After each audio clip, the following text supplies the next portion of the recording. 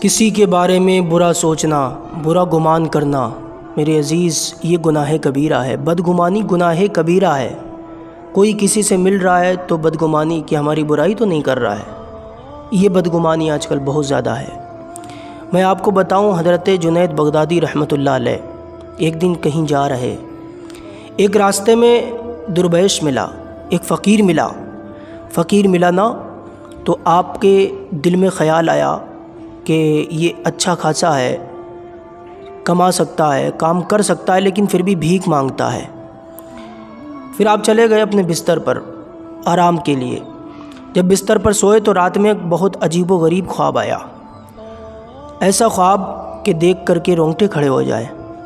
حضرت جنید بغدادی بیان کرتے ہیں کہ میں رات کو سویا، میں نے دیکھا کہ ایک جوان ہے جو سرپوش ہے اور وہ بیٹھا ہوا ہے۔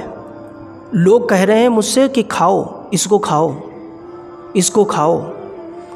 حضرت جنید بغدادی کہتے ہیں میں نے جب دیکھا تو وہ وہی جوان تھا جس کے لیے میں نے یہ گمان کیا تھا۔ تو حضرت جنید بغدادی سے جن لوگوں نے کہا کہ کھاؤ اس کو، تو آپ نے کہا میں بھلا کیسے کھا سکتا ہوں، میں مردہ کیسے کھا سکتا ہوں، میں انسان کو کیسے کھا سکتا ہوں، اللہ اکبر۔ پھر وہ جو خواب میں لوگ تھے انہوں نے کہا کہ پھر دن میں تم نے اس درویش کو کیوں کھایا؟ حضرت جنید بغدادی رحمۃ اللہ علیہ سمجھ گئے، خواب سے بیدار ہو کر کے سمجھ گئے کہ میں نے آج جو غلط فہمی اپنے ذہن میں پالی تھی اس کا نتیجہ یہ اسی کی طرف اشارہ ہے۔ آپ نے وضو کیا، 2 رکعت نماز ادا کی۔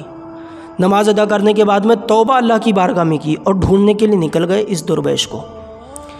جب ڈھونڈنے کے لیے نکلے نا تو ایک دریا کے کنارے وہی جوان بیٹھا، لوگ ساگ کو دھو کر کے لے گئے، کچھ ٹکڑے بچے تھے وہ ان کو بین کر کھا رہے تھے۔ اب یہ جیسے پہنچتے ہیں حضرت جنید بغدادی رضی اللہ تعالیٰ عنہ، جیسے ہی پہنچتے ہیں وہ جوان، وہ درویش کہتا ہے کہ اے جنید کیا تم نے توبہ کر لی؟ حضرت جنید بغدادی رحمۃ اللہ علیہ حیرت میں پڑ جاتے ہیں کہ یار یہ کون بندہ ہے، کہ تم نے توبہ کر لی؟ اور پھر ان درویش نے حضرت جنید بغدادی کو ایک نصیحت کی۔ کیا نصیحت کی؟ کہ کبھی بھی کسی کے بارے میں برا مت سوچنا۔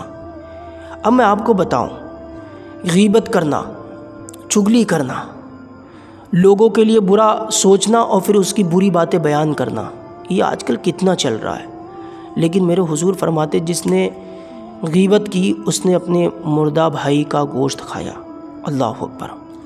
لیکن ہماری سمجھ میں نہیں آتی ہم کہاں سے کہاں جا رہے ہیں، کس طرف چل دیے ہیں، ہماری سمجھ میں نہیں آتی۔ اللہ تعالی ہمیں سمجھنے کی توفیق عطا کرے۔